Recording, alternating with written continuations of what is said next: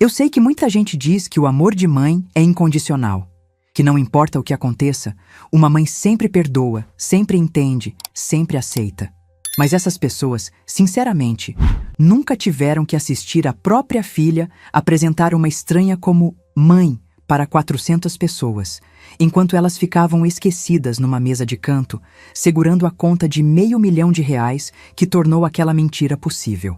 Me chamo Cleide Moraes, tenho 52 anos e essa história começa no dia mais caro da minha vida. Não porque gastei uma fortuna no casamento da minha filha Vitória, isso eu faria 1000 vezes, mas porque foi o dia em que descobri o preço real do amor que eu havia dado a ela, minha própria dignidade. Era 15 de abril de 2023, um sábado ensolarado no Rio de Janeiro. O tipo de dia perfeito que a gente vê nos filmes, com aquela luz dourada batendo nas montanhas e o céu azul sem uma nuvem. O dia ideal para o casamento dos sonhos que eu vinha planejando há 8 meses. Acordei às 5 da manhã, mesmo sendo sábado. Não por nervosismo, eu tinha controlado cada detalhe daquela festa. Era por excitação pura. Minha filha ia se casar no Copacabana Palace, o hotel mais famoso do Brasil. Ela ia ter tudo o que eu nunca tive. Ia subir ao altar sem se preocupar com dinheiro, sem contar centavos, sem olhar preço de nada. Lembro que fiquei parada na varanda do meu apartamento em Ipanema. Sim, eu morava em Ipanema, não era mais a costureirinha do subúrbio, olhando para o mar e pensando: consegui. Minha filha vai se casar como uma princesa. A ironia é que eu estava certa. Ela realmente se casou como uma princesa. O problema é que princesas, aparentemente, não gostam de lembrar que já foram plebeias.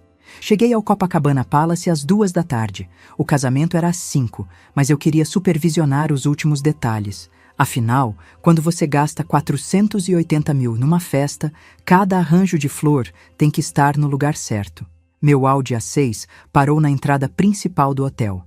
Não era o carro mais chamativo da fila. Tinha Porsches, Mercedes, até uma Ferrari vermelha que deveria pertencer a algum convidado. Mas era meu, pago com meu trabalho, e isso me dava um orgulho danado. Desci do carro usando meu vestido azul marinho, um crepe italiano que eu tinha escolhido numa boutique da Barra. Elegante, discreto, apropriado, pelo menos eu achava. As joias eram simples, mas de boa qualidade. Um colar de pérolas e brincos que combinavam. Nada ostensivo. Eu não era do tipo que gostava de chamar atenção, mas eu deveria ter percebido alguma coisa pela forma como o porteiro me olhou. Não foi grosseria, foi hesitação. Como se ele estivesse tentando descobrir se eu realmente pertencia àquele lugar. O saguão do Copacabana Palace é uma coisa impressionante. Mármore por todo lado. Lustres que devem custar mais que um apartamento. Tapetes persas que você tem medo de pisar. É o tipo de lugar onde você automaticamente fala mais baixo, anda mais devagar, respira com mais cuidado. Encontrei a Fernanda, a cerimonialista, perto da entrada do salão principal. Uma mulher de uns 40 anos, magra, super elegante, com aquele jeito eficiente que essas profissionais têm. Nos últimos meses, ela tinha se tornado quase uma amiga. Afinal, planejar um casamento cria intimidade. Mas naquele dia, alguma coisa estava diferente. Ela me cumprimentou com um sorriso meio forçado, evitando olhar diretamente nos meus olhos. Dona Cleide, que bom que a senhora chegou cedo, ela disse, consultando sua agenda. Precisamos conversar sobre um pequeno ajuste no arranjo das mesas. Ajuste. Essa palavra deveria ter acendido um alerta na minha cabeça, mas eu estava tão focada em outros detalhes que deixei passar. Que tipo de ajuste, Fernanda? Bem, a família do noivo fez algumas inclusões de última hora na lista de convidados. Pessoas importantes, sabe como é. Então precisamos reacomodar algumas mesas. E isso afeta onde exatamente? Ela mexeu nos papéis, claramente desconfortável. A senhora estava na mesa 2, ao lado dos pais do noivo, mas agora a senhora vai para a mesa 22. Mesa 22, num salão de 25 mesas. Mesa 22, repeti, tentando manter a voz calma. E onde fica essa mesa? Ali. Ela apontou para um canto do salão, perto da porta que dava para a cozinha. Uma mesa menor, meio escondida atrás de uma coluna decorativa. É uma mesa muito agradável, com uma vista ótima para... Fernanda, eu a interrompi. Quem autorizou essa mudança? Silêncio. Ela olhou novamente para os papéis, mas eu sabia que a resposta não estava escrita ali. A família do noivo sugeriu que seria mais apropriado. Apropriado. A palavra ecoou na minha cabeça como um sino desafinado. Mais apropriado para quem? Dona Cleide, a senhora entende como essas ocasiões funcionam. Há certas hierarquias sociais que precisam ser respeitadas. Hierarquias sociais. Eu, que estava pagando a festa inteira, estava sendo empurrada para o canto por hierarquias sociais. Respirei fundo e resolvi não fazer escândalo naquele momento. Afinal, era o dia do casamento da minha filha. Eu podia engolir aquela humilhação por ela. Tudo bem, Fernanda. Mesa 22 está ótimo. Ela pareceu aliviada. A senhora é muito compreensiva. Tenho certeza de que a festa vai ser maravilhosa. Caminhei pelo salão, conferindo os arranjos de flores. Orquídeas brancas importadas do Equador, 35 mil só em flores. Cada mesa tinha um centro elaborado que custava mais que o salário mensal da maioria das pessoas. As cadeiras eram cobertas com tecido de seda, laços dourados amarrados com precisão militar. O altar estava montado no fundo do salão, decorado com mais orquídeas e um painel de espelhos que multiplicava a luz dos lustres. Era exatamente como a Vitória havia sonhado. Elegante, sofisticado, digno de uma revista de casamentos. Enquanto eu observava aquela perfeição cara, senti uma presença ao meu lado. Era a Dona Helena Albuquerque, mãe do Felipe, uma senhora de 68 anos, com cabelos grisalhos impecavelmente penteados e um vestido que provavelmente custava mais que meu carro. Cleide, ela disse, com aquele sorriso educado que ricos usam quando querem ser cordiais sem ser calorosos. Como você está? Ansiosa para o grande dia? Muito ansiosa, Dona Helena. Está tudo lindo, não é? Está sim. A Fernanda realmente se superou. Pausa. E onde você vai sentar? Espero que tenham encontrado um lugar agradável para você. A forma como ela disse, lugar agradável para você, soou quase maternal. Como se ela estivesse se preocupando com uma parente distante que precisava ser acomodada. Mesa 22, respondi. Fernanda disse que tem uma vista ótima. Ah, que bom! Outro sorriso educado. Tenho certeza de que você vai se sentir muito confortável lá. Confortável. Era a segunda vez que alguém usava um eufemismo para me tranquilizar sobre estar sendo colocada de lado. Dona Helena se afastou para cumprimentar outros convidados que chegavam, e eu continuei minha inspeção. O bar estava montado com as bebidas mais caras que o dinheiro podia comprar. Champanhe francês, uísques importados, vinhos que custavam mais por garrafa do que muita gente ganha por mês. Foi quando vi a Vitória entrando no salão para uma última conferida. Ela estava deslumbrante no seu vestido de noiva. Um Letícia Bronstein que havia custado 28 mil reais e valia cada centavo. A seda fluía como água. O bordado à mão capturava a luz de forma mágica. Ela parecia uma boneca de porcelana, perfeita e irreal. Caminhei em direção a ela, meu coração disparando de orgulho. Minha filha, minha princesa. A razão de cada hora extra que eu havia trabalhado, cada sacrifício que eu havia feito. Vitória, meu amor, você está linda. Ela se virou e sorriu, mas o sorriso não chegou aos olhos. Havia alguma coisa ali, uma tensão que eu não conseguia identificar. Oi, mãe. Você chegou cedo. Queria ter certeza de que estava tudo perfeito para você. Está tudo lindo. Ela olhou ao redor, evitando meu olhar. Mãe, eu queria te pedir uma coisa. Claro, qualquer coisa. Hoje à noite, você poderia evitar mencionar. Você sabe, o passado? O início da empresa, essas coisas? O passado. O início da empresa. A forma como ela disse isso fez minha garganta apertar. Por que eu faria isso, Vitória?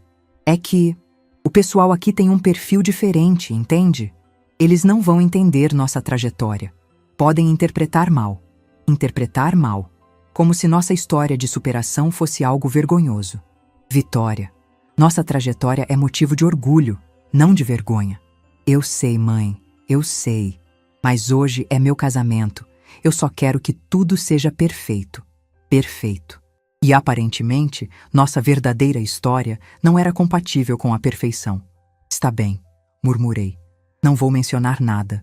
Obrigada, mãe. Você é a melhor. Ela me deu um beijinho no rosto e saiu correndo para resolver algum detalhe. Fiquei ali parada, no meio daquele salão de R$500.000, me sentindo subitamente pequena. Os convidados começaram a chegar às 4 horas. Eu me posicionei perto da entrada para observar. Era impressionante a elegância daquelas pessoas. Os homens em smokings impecáveis, as mulheres em vestidos de grife, joias que cintilavam sob a luz dos lustres. Eles se cumprimentavam com familiaridade, conversavam sobre viagens para a Europa, negócios, eventos sociais dos quais eu nunca havia ouvido falar. E então eu comecei a perceber as olhadas. Não eram olhadas grosseiras, eram sutis, rápidas, mas carregadas de curiosidade. Como se as pessoas estivessem tentando me catalogar, descobrir onde eu me encaixava naquele universo. Escutei fragmentos de conversas. Quem é aquela senhora de azul? Deve ser alguma parente distante. O vestido é bonito, mas não é da mesma qualidade dos outros. Bonito, mas não da mesma qualidade. Essa frase ficou ecoando na minha cabeça. Foi então que vi entrar uma mulher que eu reconheci, Cristina Monteiro. Ela era a madrinha de crisma da Vitória, uma mulher elegante de uns 50 anos que havia se tornado uma espécie de mentora social da minha filha nos últimos anos. Loira, sofisticada, com aquele ar de quem nasceu naquele mundo. O que me chamou a atenção foi a forma calorosa como os Albuquerque a receberam. Abraços genuínos, sorrisos sinceros, como se ela fosse família de verdade. Cristina foi direto para a mesa principal, sentando-se ao lado de Dona Helena. A mesa que, originalmente, era para ser minha. Caminhei até minha nova posição, mesa 22. Uma mesa redonda menor, meio escondida atrás de uma coluna, exatamente como Fernanda havia descrito. A vista não era para o altar, era para a porta da cozinha, onde os garçons entravam e saíam constantemente. Os outros ocupantes da mesa foram chegando aos poucos. Um casal de primos distantes dos Albuquerque, uma tia solteirona, um amigo de faculdade do Felipe que aparentemente não tinha conseguido par para a festa. Pessoas simpáticas, mas claramente os sobreviventes do arranjo de mesas. Os que precisavam ser acomodados, mas não eram importantes o suficiente para as mesas principais. Durante o coquetel, fiquei observando minha filha circular pelo salão. Ela estava radiante, cumprimentando os convidados com a graça de uma anfitriã nata. Mas eu notei algo que me incomodou. Ela não me procurou, nem uma vez. Era como se eu fosse invisível naquele mar de pessoas elegantes. E foi durante esse coquetel que escutei a conversa que deveria ter me preparado para o que estava por vir. Duas senhoras da alta sociedade carioca estavam paradas perto da minha mesa, taças de champanhe na mão, conversando em tom confidencial. "A Vitória está linda, não está?" disse uma delas, uma ruiva de uns 60 anos com colar de diamantes. Deslumbrante. E que sorte ter encontrado uma família como os Albuquerque para acolhê-la. Pois é, depois de tudo o que a menina passou, pobrezinha. Perder a mãe tão jovem. Perder a mãe. Eu senti o sangue gelar nas veias. Mas a Cristina tem sido uma bênção na vida dela, continuou a segunda senhora. Cristina é uma santa. Criar uma filha que não é sua, dar educação, refinamento. A menina nem parece que veio de origem humilde. Origem humilde. Como se isso fosse uma doença que precisava ser curada. Elas se afastaram, ainda conversando, e eu fiquei ali, paralisada, tentando processar o que havia escutado. Perder a mãe tão jovem. Cristina criando uma filha que não é sua. A menina nem parece que veio de origem humilde. Minha filha havia contado para aquelas pessoas que eu estava... morta? O sino tocou, anunciando o início da cerimônia. Os convidados se dirigiram para seus lugares, e eu caminhei como um robô até a mesa 22. Sentei na cadeira que alguém havia escolhido para mim, na posição que alguém havia decidido que era apropriada para alguém como eu. A marcha nupcial começou a tocar, e Vitória apareceu no fundo do salão, caminhando em direção ao altar com toda a elegância do mundo. Ela estava absolutamente deslumbrante, como uma princesa saída de um conto de fadas. Mas pela primeira vez na minha vida, olhando para minha filha caminhando em direção ao altar que eu havia pago, eu não senti orgulho. Eu senti um vazio, uma dor surda no peito, como se alguma coisa importante tivesse morrido dentro de mim. Porque naquele momento Eu entendi que não importava quanto dinheiro eu tivesse gasto, quantos sacrifícios eu tivesse feito, quantos sonhos eu tivesse realizado para ela. Para aquelas pessoas, e aparentemente para minha própria filha, eu sempre seria a costureirinha que não merecia estar ali. E o pior de tudo, eu tinha 340 mil buhairos no bolso, o último pagamento que faltava para que aquela festa continuasse funcionando. 340 mil buhairos que poderiam mudar tudo. 340 mil buhairos que estavam prestes a ensinar para toda aquela sala uma lição que eles nunca esqueceriam. Você já teve que escolher entre comprar fraldas ou pagar a luz? Já contou moedas para ver se dava para 1 litro de leite que precisava durar 3 dias? Se nunca passou por isso, talvez não entenda o que vou contar agora. Mas se já viveu essa realidade, vai entender cada palavra. Me chamo Cleide Moraes e minha história com dinheiro começou aos 14 anos, numa máquina de costura Singer barulhenta, no fundo da casa dos meus pais em Madureira. Não foi por vocação, foi por necessidade. Minha mãe tinha artrite e alguém precisava ajudar com as costuras que ela fazia para completar a renda. Aos 18 anos, engravidei do Marcelo, um rapaz 3 anos mais velho que trabalhava numa oficina e prometia mundos e fundos. Quando contei que estava esperando a Vitória, ele ficou em silêncio por 5 minutos. Depois disse que não estava pronto para ser pai. 3 dias depois, ele sumiu. Foi para São Paulo prometendo mandar dinheiro assim que se estabilizasse. O dinheiro nunca chegou. Mas a Vitória chegou, pesando 2,8 kg, depois de um parto de 14 horas. Quando segurei aquele serzinho nos braços, fiz uma promessa. Você vai ter tudo o que eu nunca tive. Os primeiros anos foram de uma dureza que quem não viveu pobreza real não consegue entender. Não é só falta de dinheiro, é falta de opções. É escolher entre necessidades básicas todos os dias. Transformei o quartinho dos fundos da casa dos meus pais num ateliê improvisado. Máquina Singer antiga, mesa de madeira crua e uma determinação que eu nem sabia que tinha. Comecei com costuras simples, barras, ajustes, pequenos consertos. A Vitória crescia no meio daquela loucura. Dormia no meu colo enquanto eu costurava, brincava com retalhos pelo chão, aprendeu a andar se segurando na mesa de corte. Quando ela fez 2 anos, tomei a decisão que mudou nossa vida. Saí da casa dos meus pais e aluguei uma kitchenette em Copacabana. Você tá louca, Cleide, minha mãe disse. Como vai pagar aluguel em Copacabana? Trabalhando mais, respondi. E trabalhando melhor. A mudança foi estratégica. Em Madureira, eu seria sempre a costureirinha da esquina. Em Copacabana, eu podia ser simplesmente a costureira. E funcionou.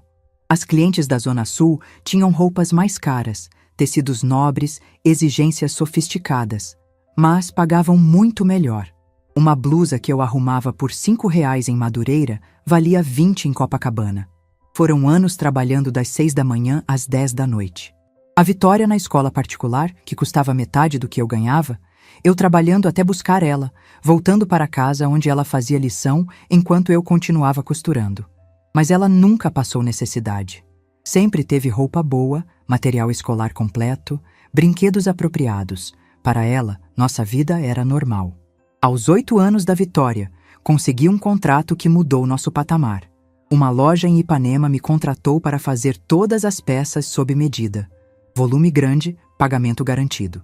Mudamos para um apartamento maior em Copacabana. A Vitória finalmente teve o quarto dela, pintado de rosa, com uma cama que ela escolheu. Foi nessa época que comecei a perceber algo na minha filha. Ela tinha uma elegância natural que não vinha de mim. A forma como se movia, como falava, como se relacionava. Era como se tivesse nascido para um mundo que eu estava tentando alcançar. Aos 10 anos, ela me fez um pedido que custou uma fortuna. Mãe, quero fazer inglês. Todo mundo na escola fala inglês. Matriculei ela mesmo sem ter condições. Porque vi nos olhos dela uma sede de conhecimento que me lembrava de mim mesma. Na adolescência, nossa relação mudou. Ela fazia perguntas sobre o pai, sobre nossa família, sobre por que éramos só nós duas. Eu sempre respondi com honestidade. O pai não quis assumir responsabilidade. Meus pais tinham suas dificuldades e nós éramos uma equipe. Mas percebi que as respostas não a satisfaziam. Ela olhava para as famílias dos colegas. pais e mães casados, carros do ano, casas grandes, e eu via uma interrogação nos olhos dela. Aos 15 anos, ela fez um comentário que deveria ter me alertado. Voltávamos de uma festa na Barra da Tijuca, numa casa enorme. Eu a busquei dirigindo meu Civic usado, vestindo blusa simples e calça jeans. "Mãe", ela disse no caminho, "você não poderia ter se arrumado mais para me buscar?" "Como assim?" As outras mães estavam todas diferentes. Diferentes. Eu sabia o que ela queria dizer. Roupas de grife, carros importados, joias caras, o visual de quem sempre teve dinheiro. "Vitória, estou limpa, penteada, com roupa decente." "Eu sei, mãe, não é isso. É que às vezes sinto que a gente não se encaixa." Não se encaixa. Essa frase martelou na minha cabeça por semanas. Durante o ensino médio, intensifiquei o trabalho. Contratei costureiras, aluguei espaço comercial, transformei a operação numa confecção de verdade. O nome que registrei foi Moraes e Filha, porque tudo era pensando nela. A Vitória entrou na PUC-Rio para design. Curso caríssimo, mas perfeito para ela. Sempre teve bom gosto, senso estético, capacidade de visualizar melhorias. Durante a faculdade, ela começou uma vida social que eu mal conhecia. Festas até de manhã, amizades com pessoas de nível social muito acima do nosso, conversas sobre lugares que eu nunca ouvira falar. Foi quando começaram os pedidos específicos. "Mãe, na minha formatura, você poderia evitar contar que é costureira?" "Por quê?" "O pessoal tem visão preconceituosa sobre algumas profissões." "E o que eu deveria dizer?" "Que é empresária. Porque é verdade, né? Você tem sua empresa. É empresária." Tecnicamente, ela estava certa. Eu tinha CNPJ, funcionárias, notas fiscais. Na formatura, me comportei como ela pediu. Melhor vestido, cabelo e unha no salão, carro mais novo. Quando perguntavam o que eu fazia, respondia: "Trabalho no ramo têxtil." Não era mentira, mas também não era toda a verdade.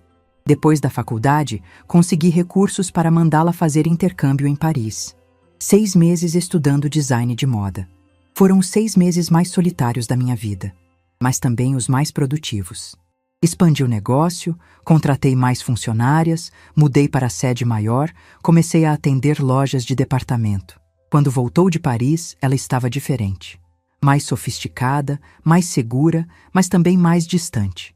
Falava francês misturado com português, usava roupas de estilo irreconhecível, tinha gostos que eu não entendia. Foi nessa época que conheceu Felipe Albuquerque, numa exposição de arte em Ipanema. Ele terminando o MBA, ela procurando trabalho na moda. Paixão à primeira vista, pelo menos da parte dela. A primeira vez que ela o trouxe para jantar, fiquei nervosa como não sentia há anos. Limpei o apartamento 3 vezes, fiz jantar elaborado, me arrumei como para casamento. Felipe era exatamente o que eu imaginava. Bonito, educado, família tradicional carioca. Foi cordial comigo, elogiou a comida, fez perguntas educadas sobre meu trabalho. Mas percebi algo sutil na forma como olhava nosso apartamento. Não era desrespeito, era catalogação. Como se estivesse registrando detalhes para contar depois. E a Vitória, Deus do céu, como estava tensa. Falava baixo, escolhia palavras com cuidado, me lançava olhares que pareciam dizer: "Por favor, não faça nada embaraçoso." Depois que ele foi embora: "Mãe, obrigada por ter sido tão elegante." Elegante. Como se ela estivesse surpresa com minha capacidade de me comportar adequadamente. Nos meses seguintes, Felipe se tornou presença constante. Mas uma presença acompanhada de mudanças sutis no comportamento da Vitória. Ela começou a me corrigir. "Mãe, a gente fala diferente, não diferenciado." Começou a sugerir roupas. "Que tal aquela blusa azul? Fica mais adequada." Começou a me preparar antes de conhecermos amigos dele. "Lembra que combinamos de não entrar em detalhes sobre o passado?" O passado. Nossa história havia se tornado o passado. Algo a ser evitado. 2 anos de namoro. Durante esse tempo, minha empresa explodiu. Faturamento anual, 5 milhões de reais. Comprei apartamento em Ipanema, troquei por Audi A6, abri conta em banco privado. Patrimônio líquido chegou a 2,3 milhões de reais. Estava no mesmo patamar econômico dos Albuquerque, talvez acima, mas socialmente continuava sendo a costureirinha de Madureira. Quando Felipe a pediu em casamento, chorei de felicidade.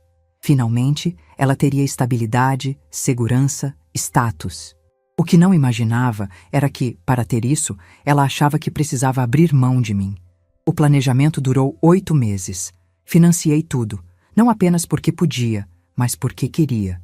Era o casamento dos sonhos dela. Mas durante esses meses, percebi mudanças preocupantes.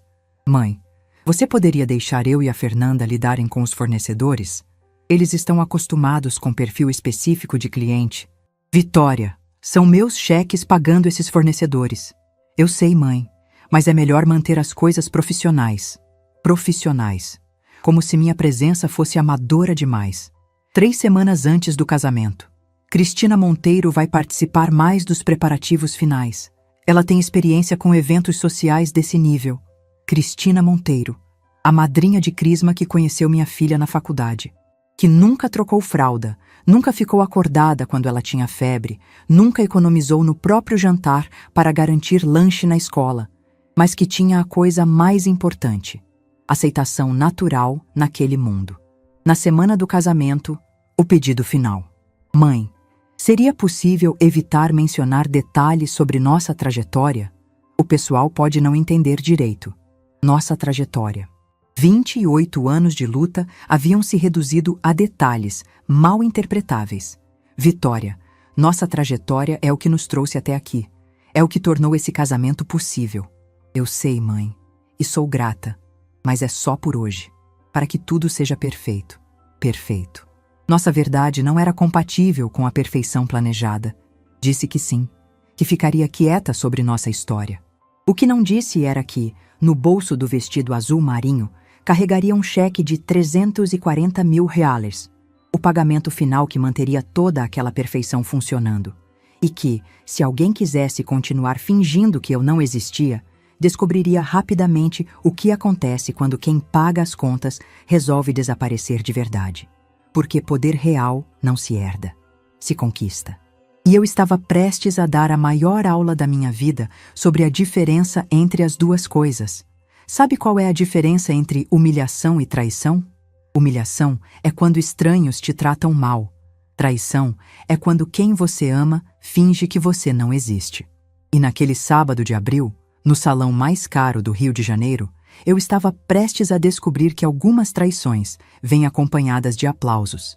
A cerimônia havia sido perfeita. Vitória deslumbrante no seu vestido de 28 mil, Felipe elegante no smoking, votos emocionantes que fizeram metade dos convidados chorar. Eu também chorei, mas não pelos motivos que as pessoas imaginavam. Agora estávamos na parte que eu mais temia, os discursos. O jantar estava sendo servido quando o Dr. Roberto Albuquerque se levantou. Pai do Felipe, 65 anos, dono de uma fortuna construída em 3 gerações, daqueles homens que nunca precisaram se explicar para ninguém. Sua presença comandava silêncio instantâneo. Amigos, família, convidados especiais. Sua voz ecoou pelo salão com autoridade natural. Esta noite celebramos mais que uma união. Celebramos o encontro de 2 famílias que compartilham os mesmos valores. Os mesmos valores. Sentada na mesa 22, eu quase engasguei com o vinho. Vitória, ele continuou, virando-se para minha filha. Você trouxe tanta alegria para nossa família. Sua elegância, sua educação, seu caráter refinado. Caráter refinado. Como se caráter fosse algo que se comprava em boutique. Mas quero agradecer especialmente a pessoa que moldou essa mulher extraordinária. Meu coração disparou. Finalmente. Depois de horas sendo tratada como figurante, finalmente alguém ia reconhecer quem havia criado aquela mulher extraordinária. Dr. Roberto ergueu a taça e olhou diretamente para Cristina Monteiro. A Cristina, que assumiu o papel maternal com tanto amor e dedicação após a partida precoce da mãe biológica de Vitória. O mundo parou. Partida precoce da mãe biológica. Eu estava ali, viva, respirando, pagando a conta de R$500 mil, mas aparentemente estava morta. A sala explodiu em aplausos. 400 pessoas se levantaram, taças erguidas em direção a uma mulher que havia criado minha filha depois da minha partida precoce. Cristina se levantou, elegante no seu vestido de seda azul, sorrindo com modéstia ensaiada. As pessoas a cumprimentavam, algumas enxugando lágrimas pela linda homenagem à maternidade adotiva. E Vitória, minha filha, minha princesa, a razão de cada sacrifício que eu havia feito. Ela se levantou, caminhou até Cristina e disse com a voz embargada de emoção: "Obrigada, mãe, por tudo o que fez por mim." Mãe. Na frente de 400 pessoas, ela chamou outra mulher de mãe. Eu fiquei paralisada na mesa 22, observando minha filha abraçar a mulher que havia usurpado meu lugar na história da própria vida dela. Alguns convidados me olharam, os poucos que sabiam a verdade, com uma mistura de pena e horror. Margaret Santos, uma cliente antiga, estava na mesa ao lado. Ela me conhecia há 10 anos, sabia muito bem quem havia criado Vitória. Nossos olhares se cruzaram e vi na expressão dela o mesmo choque que eu sentia. "Isso não pode estar acontecendo", ela murmurou para o marido. Mas estava acontecendo. Na festa que eu estava bancando, com dinheiro que eu havia suado para ganhar, minha própria filha estava apagando minha existência. Dr. Roberto não havia terminado. Ele continuou seu discurso, cada palavra uma nova facada. Cristina frequentemente nos conta como se sente abençoada por ter guiado Vitória durante os anos de formação. Como ensinou a ela a importância da família, da lealdade, de honrar aqueles que nos deram oportunidades. Honrar aqueles que nos deram oportunidades. A ironia era tão brutal que eu senti gosto de ferro na boca. Em um mundo onde tantos jovens carecem de orientação adequada, Vitória teve a sorte de uma figura materna que lhe ensinou a diferença entre classe verdadeira e mera ostentação. Classe verdadeira versus mera ostentação. Eu olhei ao redor do salão, para os lustres que custaram 25 mil cada um, para as orquídeas importadas do Equador, para o champanhe francês que custava 800 reais por garrafa, e quase ri da hipocrisia. "Cristina", Dr. Roberto concluiu, "obrigado por nos dar o presente de sua filha. Esta noite, oficialmente damos boas-vindas à Vitória na família Albuquerque." Mais aplausos, mais abraços, mais lágrimas de emoção. E eu, sentada no canto, segurando no bolso um cheque de 340 mil reais que mantinha toda aquela mentira funcionando. Foi quando senti algo mudando dentro de mim.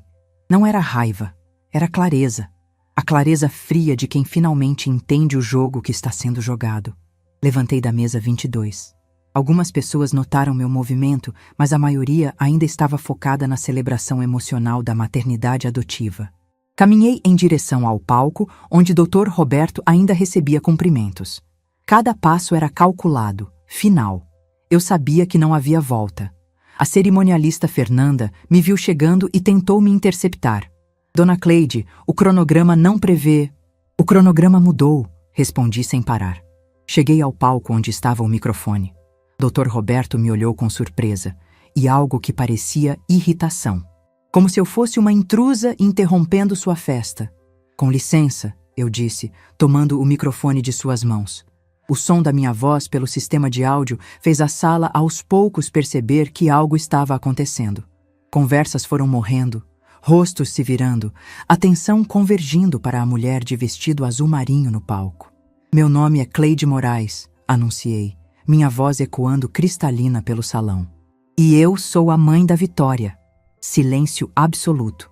400 pessoas me olhando com expressões que variavam de confusão a horror crescente. "Sei que vocês acabaram de ouvir um discurso emocionante sobre Cristina ter criado a noiva após a partida precoce da mãe biológica." Fiz uma pausa, deixando as palavras ecoarem. "Bem, a mãe biológica está bem viva e está aqui." Vitória ficou pálida como papel. Felipe pareceu querer desaparecer. Dr. Roberto tentou retomar o microfone, mas eu me afastei. Achei importante esclarecer alguns detalhes sobre quem realmente tornou esta festa possível. Tirei do bolso os contratos que sempre carregava. Documentos dobrados, mas legíveis. "Este é o contrato do Copacabana Palace. Valor: 180 mil reais, assinado por Cleide Moraes." Mostrei o papel para a sala. Câmeras de fotógrafos começaram a disparar. Este é o contrato do buffet, 95 mil curs, mesma assinatura. Outro documento. Orquestra, 25 mil. Flores, 35 mil. Fotografia, 18 mil. Cada fornecedor, cada detalhe desta noite. Tudo pago pela Moraes em Filha, minha empresa. Peguei meu celular e abri o aplicativo do banco, mostrando a tela para quem conseguia ver. Moraes em Filha Confecções. Patrimônio líquido, 2,3 milhões. Faturamento anual, 5 milhões. Dr. Roberto tentou intervir. Senhora, isso é o quê? Perguntei calmamente. Constrangedor?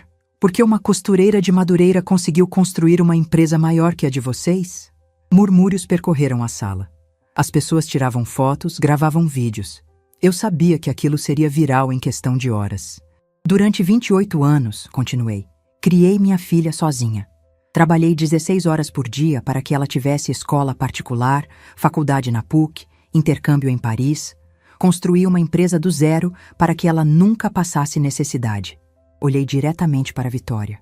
Mas, aparentemente, todo esse esforço se tornou motivo de vergonha. Tanto que ela preferiu inventar uma nova mãe para impressionar vocês. Cristina estava vermelha, claramente desconfortável com a situação. Algumas pessoas começaram a entender a gravidade do que estava acontecendo.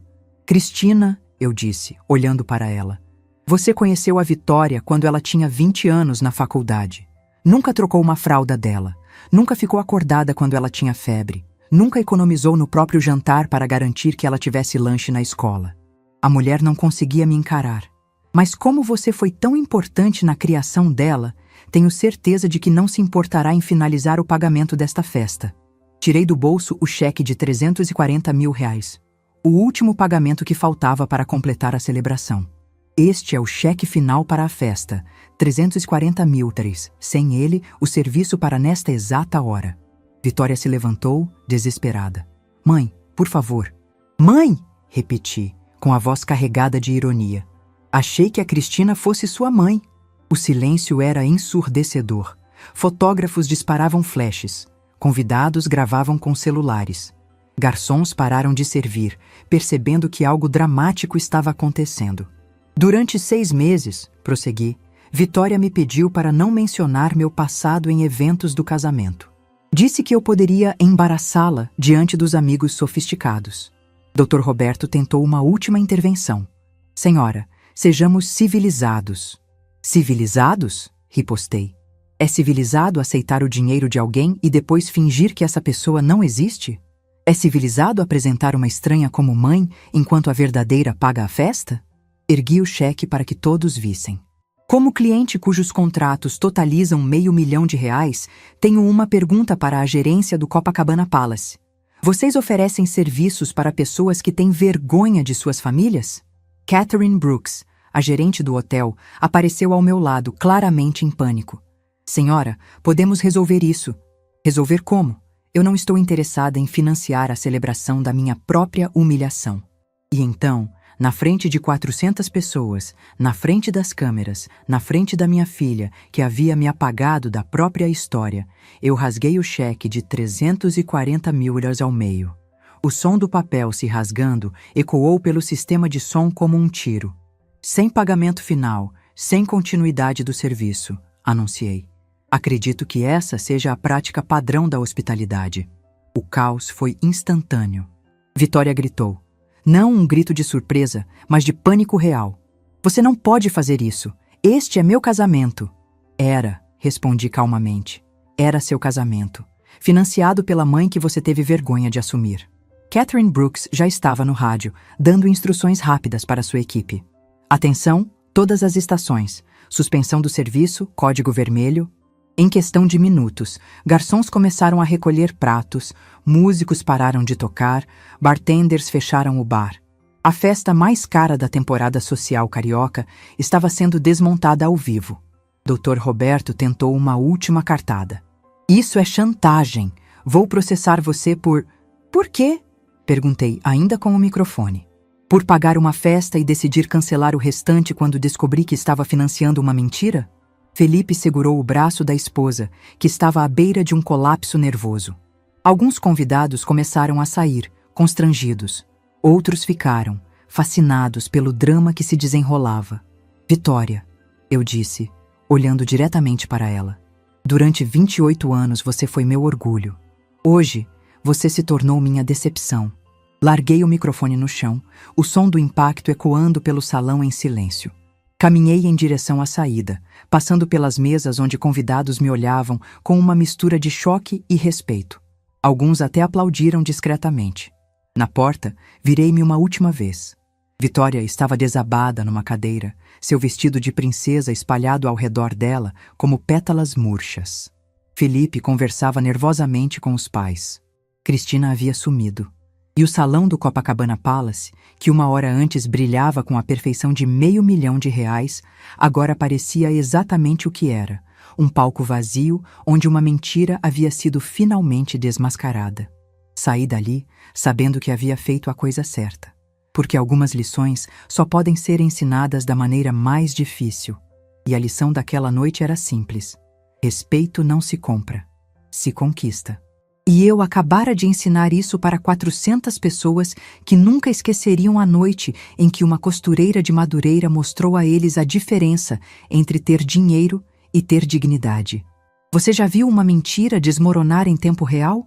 É como assistir a um prédio implodindo. Primeiro vem o silêncio, depois o estrondo, e no final só sobram os escombros e as pessoas tentando entender o que acabou de acontecer. Na manhã de domingo, 16 de abril, eu acordei às 6 da manhã com o telefone tocando sem parar.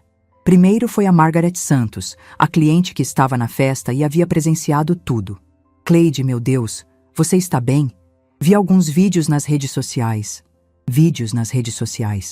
Claro, em 2023, nada acontece sem ser documentado. Liguei meu celular e abri o Instagram. O primeiro vídeo que apareceu tinha mais de 50 mil visualizações e foi postado por uma influencer que estava na festa. Gente, vocês precisam ver o que aconteceu no casamento mais caro do Rio ontem. O vídeo mostrava o momento exato em que rasguei o cheque de 340 mil. Minha voz ecoando pelo Copacabana Palace. Não estou interessada em financiar a celebração da minha própria humilhação. Nos comentários, uma guerra digital havia começado. Heroína, essa mulher tem mais classe que toda essa gente rica junta. Que absurdo, estragar o casamento da própria filha por orgulho. Gente, ela pagou tudo e a filha fingiu que ela estava morta. Eu faria a mesma coisa. Comportamento tóxico, mãe controladora destruindo a felicidade da filha. Até domingo à tarde, o vídeo principal tinha 2 milhões de visualizações. Jornais online começaram a repercutir a história. O título que mais me chamou a atenção foi do Extra. Empresária rasga cheque de 340 mil reais após descobrir que filha a apresentou como morta em casamento de luxo. Às 3 da tarde, meu telefone tocou. Era um número que eu reconhecia. Vitória. Alô? Mãe. A voz dela estava irreconhecível. Rouca de tanto chorar, frágil como vidro. Você viu as notícias? Vi. Está em todo lugar. Jornais, televisão, redes sociais. As pessoas estão me xingando na rua. Fiquei em silêncio. Parte de mim sentia pena. Mas a parte maior lembrava da forma como ela havia me apagado da própria história. Mãe, você tem noção do que fez? O Felipe está pensando em anular o casamento. A família dele não quer mais falar comigo. Eu virei piada na internet. Vitória, respondi calmamente. Eu não fiz nada além de dizer a verdade. A verdade? Você humilhou nossa família inteira na frente de 400 pessoas. Nossa família? Pensei que a Cristina fosse sua família agora. Silêncio do outro lado da linha. Mãe, por favor, a gente pode conversar? Resolver isso? Resolver como? Fingindo que não aconteceu? Pedindo desculpas por ter bancado seu casamento? Não é isso. Então é o que, Vitória? Você quer que eu peça desculpas por existir? Ela desligou. Segunda-feira foi interessante. Cheguei no escritório da Moraes em Filha às 8 da manhã, como sempre. Minha secretária, Carla, me recebeu com um sorriso estranho. Dona Cleide, a senhora virou celebridade. Tem uma fila de repórteres querendo entrevista.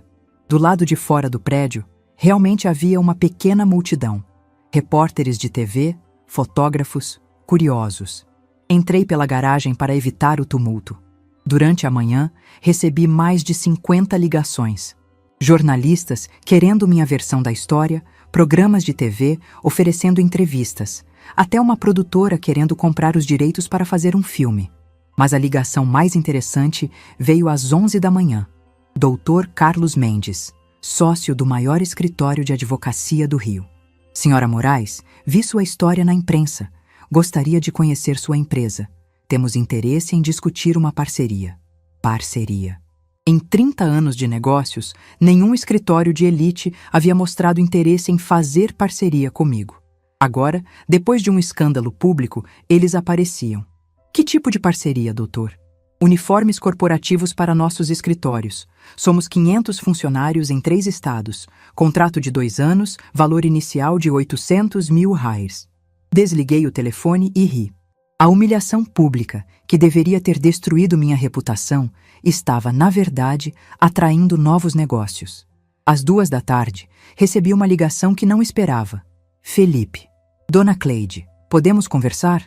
Pode falar. Pessoalmente, por favor. É importante. Marcamos no meu escritório às 4 horas. Ele chegou pontualmente, mas parecia um homem diferente do genro confiante que eu conhecia. Estava abatido, nervoso, com olheiras profundas. Dona Cleide, preciso entender o que aconteceu sábado. O que aconteceu é que descobri que vocês estavam usando meu dinheiro para financiar uma mentira. A Vitória me disse que a senhora havia concordado com a versão sobre a Cristina. Concordado? Felipe, sua esposa disse para 400 pessoas que eu estava morta. Em que universo isso seria aceitável? Ele passou a mão pelo cabelo, claramente perturbado. Eu não sabia dos detalhes financeiros. Não sabia que a senhora havia pago tudo sozinha. E isso mudaria alguma coisa? Mudaria tudo. Se eu soubesse que meu casamento estava sendo financiado por alguém que minha esposa estava escondendo... Ele parou, percebendo que havia dito demais. Felipe, vocês acharam que eu era uma costureirinha pobre que devia ficar grata por ver minha filha subir na vida. Vocês não fizeram questão de saber de onde vinha o dinheiro desde que viesse. Não é isso. É exatamente isso. E agora que a verdade veio à tona, vocês estão tentando controlar os danos. Ele ficou em silêncio por um momento. Dona Cleide, meus pais estão furiosos. A imprensa não para de ligar. Nossa reputação. Sua reputação? E a minha? 30 anos construindo uma empresa, criando minha filha sozinha, e vocês me transformaram em motivo de vergonha. O que a senhora quer que eu faça? Nada, Felipe. Quero que vocês vivam com as consequências das escolhas que fizeram. Depois que ele saiu, liguei para meu advogado, Dr. Paulo Ribeiro. Paulo, preciso que você redija um documento. Que tipo de documento? Uma declaração oficial sobre os eventos do sábado. Quero deixar claro que todos os contratos foram cumpridos conforme o acordado, que o cancelamento do serviço final foi uma decisão comercial legítima e que não devo nenhuma explicação além da verdade. Cleide, você tem certeza? Isso vai oficializar o conflito. O conflito já está oficializado. Eu só quero que minha posição fique clara. Terça-feira trouxe a primeira consequência séria para os Albuquerque. O jornal O Globo publicou uma matéria investigativa sobre a família, focando na discrepância entre imagem pública e comportamento privado. A matéria revelava que Dr. Roberto havia pedido empréstimos significativos nos últimos 2 anos para manter o padrão de vida, que os negócios da família não iam tão bem quanto aparentavam, que o casamento luxuoso havia sido visto como uma oportunidade de associação com uma empresária bem-sucedida. Empresária bem-sucedida. Era assim que me chamavam agora. Não mais costureirinha ou mãe simples. O escândalo havia me promovido socialmente da noite para o dia. Na quarta-feira, Cristina Monteiro publicou uma nota nas redes sociais se distanciando dos eventos. Fui mal interpretada, dizia o texto. Nunca tive intenção de substituir ou desrespeitar a verdadeira mãe da Vitória. Mal interpretada. Como se abraçar publicamente alguém que te chama de mãe fosse algo aberto a interpretações. Quinta-feira foi o dia que mudou tudo para a Vitória. Minha secretária me ligou às 10 da manhã. Dona Cleide, sua filha está aqui, quer falar com a senhora. Mande ela entrar. Vitória entrou no meu escritório irreconhecível. Cabelo desarrumado, sem maquiagem, roupas simples, parecia ter envelhecido 5 anos em uma semana. Mãe, ela disse, e dessa vez a palavra soou diferente. Não como obrigação social, mas como reconhecimento real. Vitória. Posso sentar? Apontei para a cadeira em frente à minha mesa. A mesma cadeira onde ela se sentava quando adolescente, reclamando de lição de casa enquanto eu terminava a papelada. Como você está? Perguntei. Destruída, ela respondeu sem hesitar. O Felipe quer anular o casamento. Os pais dele não me dirigem a palavra. Perdi o emprego na galeria. Publicidade negativa demais, eles disseram. Esperei que ela continuasse. E os amigos? Deus, os amigos. Metade me abandonou. A outra metade fica me dando conselhos sobre como reconquistar você como se fosse uma campanha de marketing. E o que você veio fazer aqui? Pedir desculpas. As palavras saíram baixas, quase um sussurro. Desculpas pelo quê, especificamente? Por ter vergonha de você, por ter mentido sobre nossa história, por ter apresentado outra pessoa como minha mãe. Ela pausou, as lágrimas finalmente vindo. Por ter esquecido que tudo o que eu tenho veio do seu trabalho. Era o que eu queria ouvir há anos. Mas agora que estava ouvindo, senti uma mistura estranha de satisfação e tristeza. Vitória, você não teve vergonha de mim por acidente. Você teve vergonha de onde veio, vergonha da sua própria história. Eu sei. Por quê? Me explica por que nossa trajetória te envergonhava tanto. Ela respirou fundo, tentando encontrar as palavras. Porque eu queria pertencer. Queria fazer parte de um mundo onde as pessoas não precisavam lutar para sobreviver. Onde tudo era elegante, sofisticado, fácil. E achou que esconder a verdade ia te dar isso? Achei que se eu fosse sofisticada o suficiente, elegante o suficiente, ninguém ia questionar de onde eu vim. E funcionou? Ela riu, mas foi um riso amargo. Por um tempo, sim. Até sábado passado. Ficamos em silêncio por alguns minutos. Mãe, eu posso trabalhar aqui? A pergunta me pegou de surpresa. Como assim? Na empresa. Aprender o negócio. De verdade, dessa vez. Não como filha da dona, mas como funcionária. Por quê? Porque preciso entender o que você construiu. Preciso conhecer a empresa que pagou minha vida inteira e que eu fingi que não existia. Olhei para minha filha. Realmente olhei. Não para a versão sofisticada que ela havia criado, mas para a pessoa que estava na minha frente. Vulnerável, quebrada, mas finalmente real. Tenho uma vaga de assistente administrativo. Salário, 3.500 horas. Horário, 8 às 6, sem privilégios. Eu aceito. Vitória, isso não é perdão. É uma chance de você entender o que desperdiçou. Eu sei. E o Felipe? O Felipe se apaixonou por uma versão mentirosa de mim. Agora que ele conhece a verdade, não consegue mais olhar para mim da mesma forma. E você? Consegue olhar para ele da mesma forma? Ela pensou antes de responder. Não, porque agora eu vejo que ele nunca se interessou por quem eu realmente era, só pela versão editada que eu criei. Levantei da minha cadeira e caminhei até a janela. Lá embaixo, o movimento normal da cidade. Pessoas trabalhando, vivendo, construindo suas vidas sobre verdades e mentiras. Vitória, seu trabalho começa segunda-feira, mas não venha achando que isso apaga o que aconteceu. Eu não venho achando nada. Venho disposta a aprender. Ela se levantou para sair. Mãe, fala. Obrigada por ter me dado um limite, por ter me mostrado que ações têm consequências. De nada. Quando ela saiu, fiquei sozinha no escritório, pensando nas reviravoltas que uma semana pode trazer. A empresária que era vista como costureirinha, agora recebia propostas de negócios milionários. A filha que se envergonhava da mãe agora pedia para trabalhar na empresa familiar. O casamento construído sobre mentiras estava se desfazendo sozinho. E eu estava finalmente em paz com minhas escolhas. Porque às vezes, a única forma de ensinar respeito é parar de aceitar desrespeito. E às vezes, a única forma de mostrar seu valor é parar de implorar para que outros o reconheçam. Existe uma diferença entre perdoar e permitir, entre amar alguém e aceitar qualquer coisa que essa pessoa faça. Levei 52 anos para aprender essa diferença, mas quando aprendi, ela mudou tudo. 6 meses se passaram desde aquela noite no Copacabana Palace. 6 meses desde que rasguei um cheque de 340 mil reais e mostrei para 400 pessoas, e depois para milhões na internet, que dignidade não tem preço. Hoje, numa segunda-feira de outubro, estou no meu escritório observando Vitória trabalhar na mesa ao lado. Ela chegou às 7h30, como faz todos os dias há 5 meses. Não por obrigação, mas porque finalmente entendeu o que significa construir algo do zero. Sim, ela conseguiu o emprego que pediu, mas não foi presente. Foi conquista. Nos primeiros dias, achei que fosse resistir apenas algumas semanas. Afinal, ela havia passado 33 anos sendo princesa. Como iria se adaptar a ser funcionária? A resposta veio na primeira semana, quando um cliente difícil gritou com ela no telefone porque um pedido atrasou 2 dias. Vitória não chorou, não reclamou, não veio me pedir para resolver. Ela ligou de volta para o cliente, se desculpou profissionalmente e negociou um desconto para compensar o inconveniente.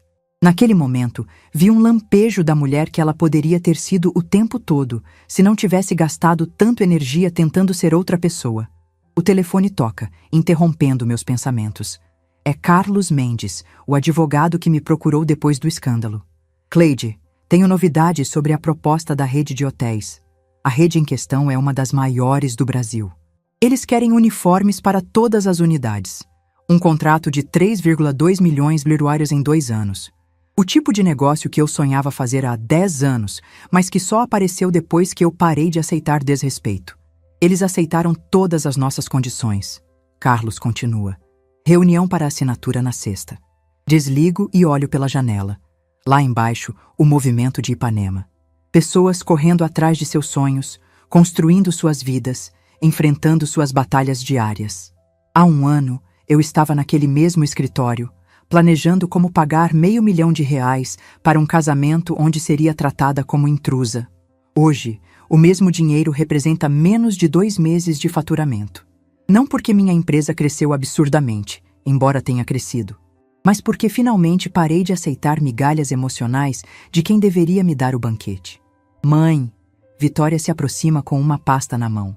Os números do 3º trimestre. Ela não me chama mais de mãe como obrigação social. Agora é reconhecimento real. Levou 5 meses trabalhando aqui para ela entender de onde vinha cada real que financiou sua vida inteira. Como estamos? Pergunto. Faturamento 23% acima do mesmo período do ano passado. Margem de lucro aumentou 8%. E temos lista de espera de 3 meses para novos clientes. Lista de espera. Quando você constrói sua reputação em trabalho sério, as pessoas aprendem a valorizar seu tempo. E o Felipe? Pergunto. É a primeira vez que menciono o nome dele em meses. Vitória suspira, mas não é mais o suspiro dramático de quem perdeu um conto de fadas. É o suspiro de alguém que está processando uma realidade complexa. Ele assinou os papéis da anulação na semana passada. Como você se sente? Aliviada. Ela responde sem hesitar. Descobri que é impossível construir um casamento sobre mentiras, mesmo que as mentiras sejam sobre outras pessoas. Ela senta na cadeira em frente à minha mesa. A mesma cadeira onde, há 6 meses, veio me pedir uma chance. Mas agora ela se senta diferente, com a postura de quem conhece o próprio valor. Mãe, posso te contar uma coisa? Claro. Semana passada, encontrei com a Cristina num restaurante em Copacabana. Cristina, a mulher que aceitou ser chamada de mãe por uma filha que não era sua, numa festa que não pagou. E o que aconteceu? Ela tentou se explicar. Disse que nunca teve intenção de me roubar de você, que foi tudo mal entendido. E você acreditou? Não. Vitória responde firme. Porque adultos sabem exatamente o que estão fazendo quando aceitam títulos que não lhes pertencem. Essa frase me impressiona. Não pela sabedoria. Vitória sempre foi inteligente. Mas pela maturidade emocional que ela nunca demonstrou antes. Sabe o que mais descobri trabalhando aqui? Ela continua. O quê? Que você construiu tudo isso sozinha. Não tinha mentores sociais, não tinha família rica para dar dicas, não tinha marido para financiar os primeiros passos. Foi só você, uma máquina de costura e muita determinação. E isso te impressiona? Me envergonha, ela diz baixinho. Porque passei anos tentando esconder exatamente aquilo que deveria ter me orgulhado. Fico em silêncio, deixando ela processar. Mãe, eu quero te pedir uma coisa. Fala. Quero que você me conte nossa história de novo. Toda ela. Desde o início. Mas dessa vez eu quero ouvir com orgulho, não com vergonha. É uma das coisas mais maduras que ela já me disse. Porque reconhecer erro é fácil. Qualquer um faz quando é pego. Querer genuinamente mudar a perspectiva sobre o passado é transformação real. Está bem, mas não hoje. Hoje temos reunião com os fornecedores de tecido às 3 horas. Ela sorri. E é um sorriso diferente. Não o sorriso ensaiado de quem quer agradar, mas o sorriso genuíno de quem encontrou seu lugar no mundo. 2 horas depois, estamos na sala de reuniões com representantes de 3 fornecedores de tecido. Vitória toma notas, faz perguntas técnicas, analisa amostras com conhecimento real. Em 5 meses, ela aprendeu mais sobre o negócio familiar do que em 33 anos sendo sustentada por ele. Durante a reunião, meu celular vibra. Mensagem de um número desconhecido. Dona Cleide, aqui é Marina, filha do Dr. James Walsh. Vou me casar ano que vem e gostaria de conversar sobre uniformes para a equipe do buffet. E meu pai disse que depois de ver sua atitude naquele casamento famoso, só trabalha com empresárias de verdade. Empresárias de verdade. Interessante como defender sua dignidade pode mudar a forma como as pessoas te veem profissionalmente. Quando a reunião termina, Vitória e eu ficamos sozinhas na sala. Mãe, posso te perguntar uma coisa pessoal? Pode. Você se arrepende? Do que fez no meu casamento? É uma pergunta que eu esperava há meses. A resposta está na ponta da língua desde aquela noite de abril. Não me arrependo nem um segundo, respondo. Me arrependo de ter demorado tanto para fazer. Mesmo sabendo que destruiu meu casamento? Vitória, eu não destruí seu casamento. Eu expus que ele era construído sobre mentiras. São coisas diferentes. Ela reflete por alguns segundos. E se eu nunca tivesse voltado? Se tivesse ficado brava para sempre? Então eu teria vivido o resto da vida sabendo que dei a você a educação mais importante que uma mãe pode dar. Que amor sem respeito não é amor de verdade. E teria sido suficiente? Teria sido necessário. Chegamos ao final do dia e Vitória se prepara para ir embora. Nos últimos meses, ela alugou um apartamento pequeno em Copacabana, não porque eu não pagaria um lugar melhor, mas porque quis aprender a viver com o próprio salário. Mãe, amanhã é meu aniversário. 34 anos. Como passou rápido. Eu sei, e queria fazer uma festa, pequena, só algumas pessoas. Você toparia organizar comigo? Que tipo de festa? Simples, na minha casa. Pizza, cerveja, pessoas de verdade. Pessoas de verdade. Não clientes em potencial, não contatos sociais úteis, não figurantes para impressionar. Pessoas que gostam dela por quem ela é, não por quem ela finge ser. Eu adoraria. Na sexta-feira seguinte, estou na sala do apartamento da Vitória, ajudando ela a arrumar as cadeiras para a pequena festa. 15 pessoas confirmaram presença. Colegas de trabalho, alguns clientes que viraram amigos, Margarete Santos e o marido. É uma diferença gritante dos eventos que ela costumava organizar. Nada de decoração cara, nada de menu sofisticado. Mas há algo no ar que nunca senti nas festas anteriores. Autenticidade. Mãe, Vitória aparece na sala segurando uma caixa embrulhada. Seu presente de aniversário. Meu presente? Mas quem está fazendo aniversário é você. Abra. Dentro da caixa, há uma placa pequena de bronze com uma gravação. Cleide Moraes, fundadora e CEO. Moraes em Filha Confecções. Construindo dignidade desde 1990. Para colocar na sua mesa, ela explica. Para que todo mundo que entrar no seu escritório saiba exatamente quem você é. É um presente simples, mas carregado de significado. Porque é o reconhecimento público de algo que ela negou por anos. Que tem orgulho de ser minha filha. Vitória. Não diz nada, só aceita. Os convidados começam a chegar. Margaret Santos traz um vinho e comenta sobre como Vitória está mais bonita e mais jovem trabalhando. 2 colegas da empresa contam histórias engraçadas sobre erros que ela cometeu nas primeiras semanas. E ela ri junto, sem constrangimento. Por volta das 9 da noite, quando a festa está no auge, Vitória pede atenção de todos. Gente, Queria falar uma coisa. A sala fica quieta. Alguns de vocês sabem que minha vida mudou bastante nos últimos meses, e não foram mudanças fáceis. Ela olha para mim. Passei muito tempo tentando ser uma pessoa que não era, tentando me encaixar em lugares onde tinha que esconder quem eu realmente sou, tentando agradar pessoas que só me aceitavam se eu mentisse sobre minha história. Pausa. Até que minha mãe me ensinou que é melhor ser rejeitada por quem você é do que aceita por quem você não é. Mais algumas pessoas chegaram durante a fala, incluindo Carla, minha secretária, que trouxe o marido e os 2 filhos adolescentes. Então hoje, no meu aniversário de 34 anos, quero agradecer a pessoa que sempre esteve do meu lado, mesmo quando eu não merecia. A pessoa que construiu tudo o que tenho sem pedir nada em troca. A pessoa que me ensinou que dignidade não se negocia. Ela ergue a taça de cerveja. Nada de champanhe francês dessa vez. A minha mãe, Cleide Moraes, a mulher mais forte que eu conheço. Todo mundo bate palmas. É um aplauso pequeno, de 15 pessoas numa sala de apartamento simples. Mas vale mais que os aplausos de 400 convidados no Copacabana Palace, porque vem de pessoas que conhecem nossa história verdadeira. Mais tarde, quando todos já foram embora e estamos lavando a louça juntas, Vitória me faz a pergunta que eu sabia que viria. Mãe, você me perdoa? Vitória, perdão não é algo que você pede uma vez e recebe para sempre. É algo que você constrói todos os dias, através das suas escolhas. E você acha que estou construindo bem? Olho para minha filha, cabelo solto, sem maquiagem elaborada, usando jeans e camiseta simples, secando copos numa cozinha pequena depois de uma festa caseira. E vejo finalmente a pessoa que eu sempre soube que ela poderia ser. Acho que você está se construindo bem. Significa que temos uma chance? Significa que já estamos tendo nossa chance. Todos os dias, há 5 meses. Na semana seguinte, chegou uma carta que encerrou definitivamente um capítulo da nossa vida. Era de Felipe, entregue por portador. Cara Dona Cleide, começava a carta. Sei que as circunstâncias do fim do meu casamento com Vitória foram inusitadas, mas gostaria que soubesse que não guardo ressentimentos.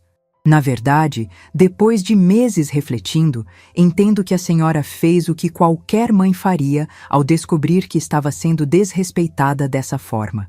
Espero que Vitória tenha aprendido com essa experiência tanto quanto eu aprendi. Desejo felicidade para vocês 2. Era uma carta madura, de alguém que havia passado meses processando o que realmente aconteceu naquela noite. E mostrava que Felipe, no fundo, sempre soube que o que presenciou não foi um ataque histérico, foi uma lição de dignidade. 2 meses depois, a Moraes em Filha ganhou um prêmio de excelência empresarial da Federação das Indústrias do Rio de Janeiro. A cerimônia foi no mesmo Copacabana Palace onde tudo começou. Dessa vez, chegamos juntas, mãe e filha, no meu Audi A6. Vitória usava um vestido que eu havia feito especialmente para ela. Elegante, sofisticado, mas sem ostentação. O tipo de roupa que mostra classe verdadeira, não riqueza emprestada. Durante a cerimônia, quando chamaram meu nome para receber o prêmio, subi ao palco e olhei para a plateia. Muitas das mesmas pessoas que estavam no casamento 6 meses antes estavam ali, mas agora me olhavam com respeito genuíno. Quando comecei a Moraes em Filha, disse no microfone, meu objetivo era simples: criar um futuro melhor para minha filha. Hoje, entendo que o melhor futuro que pude dar a ela não foi dinheiro ou status. Foi ensinar que nossa história, por mais humilde que seja, é motivo de orgulho, não de vergonha. Na plateia, vi Vitória enxugando os olhos, mas dessa vez eram lágrimas de orgulho, não de constrangimento. Porque verdadeira elegância não está em esconder de onde você veio. Está em honrar quem te trouxe até onde você chegou. Hoje, 1 ano depois daquela noite que mudou tudo, estou no meu escritório lendo uma reportagem sobre a empresa numa revista de negócios. O título é De Costureira a Empresária, a trajetória inspiradora de Cleide Moraes. A matéria conta nossa história completa, desde Madureira até Ipanema, desde a máquina Singer até o faturamento de 5 milhões de reais. Mas o que mais me emociona é a última frase. Cleide Moraes provou que o sucesso mais duradouro vem daqueles que constroem sem esquecer suas raízes e que lideram sem perder sua humanidade. Vitória entra no escritório segurando a mesma revista. Mãe, você virou capa da revista. Nós viramos, corrijo, porque essa história não é só minha, é nossa. Ela sorri e senta na cadeira em frente à minha mesa. A mesma cadeira onde, 1 ano atrás, veio me pedir uma chance de recomeçar. Mãe, posso te fazer uma pergunta? Sempre. Se você pudesse voltar no tempo, mudaria alguma coisa? Penso por alguns segundos. 1 ano atrás, a resposta seria óbvia. Mudaria tudo. Não deixaria Vitória se envergonhar de mim. Não permitiria que me tratassem como figurante. Não aceitaria migalhas emocionais. Mas hoje, olhando para minha filha, madura, responsável, orgulhosa de nossa história, entendo que às vezes precisamos quebrar para nos reconstruir mais fortes.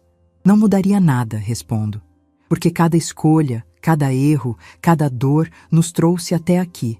E, mesmo as partes difíceis, especialmente as partes difíceis. Vitória se levanta e vem até meu lado da mesa. Me dá um abraço. Não dos abraços sociais que ela costumava dar, mas um abraço de filha que finalmente entendeu o valor de ter uma mãe como eu. Obrigada, ela sussurra no meu ouvido. Pelo quê? Por nunca ter desistido de mim, mesmo quando eu desisti de você. Mães não desistem, respondo. Elas apenas esperam o tempo necessário para que os filhos cresçam. E é assim que essa história termina. Não com um final feliz artificial, mas com algo muito mais valioso.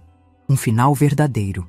Porque aprendi que poder real não se herda, se conquista. Que respeito não se compra, se pratica. E que amor sem dignidade não é amor, é dependência emocional. Hoje, quando olho para trás, não vejo uma costureirinha que virou empresária. Vejo uma mulher que sempre teve valor, mas que precisou aprender a não aceitar nada menos que o reconhecimento desse valor.